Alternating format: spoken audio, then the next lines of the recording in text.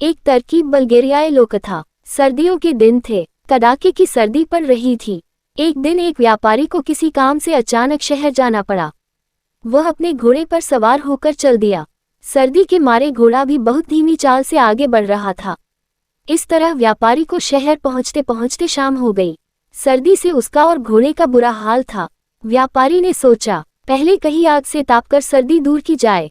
तभी उसने देखा कि पास में ही एक ढाबे में आग जल रही है और कुछ लोग उसके चारों ओर बैठे ताप रहे हैं। व्यापारी भी उसी ढाबे में चला गया।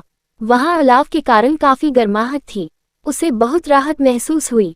उसने सोचा कि वह भी आग के पास बैठ जाए, परंतु वहां कहीं जगह नहीं थी। उसने सभी लोगों से हाथ मिलाया।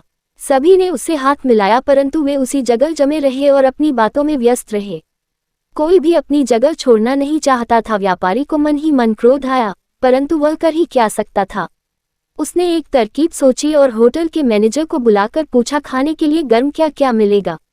मैनेजर ने कहा, सूप है, राजमा है, ब्रांड है, आलू है, आप क्या खाना पसंद करेंगे। इस पर व्यापारी ने कहा कि पहले मेरे घोड़े को खिलाओ, उसे जोर की भूख लगी है, उसके लिए एक सूप भेज दो। सभी लोग हैरत से व्यापारी की ओर देखने लगे। एक व्यक्ति बोला, श्रीमान क्या आपका घोड़ा सूप पी लेता है। हाँ, क्यों नहीं, बस सूप खूब गर्म होना चाहिए। मैनेजर ने वेटर को बुलाया और कहा, ये सूप साहब के घोड़े को पिला दो। जो ही वेटर आग के पास से उठकर गया, बाकी सारे लोग भी उठकर ये देखने चले गए कि देखे घोड़ा सूप कैसे पीता है। व्यापारी जल्दी से अलाव के पास बैठ गया। कुछ ही देर में वेटर ने आकर कहा, साहब आपने घोड़े को सूप देने को कहा था, परंतु आपका घोड़ा सूप नहीं पी रहा है। क्या आप बता सकते हैं कि वह सूप क्यों नहीं पी रहा है।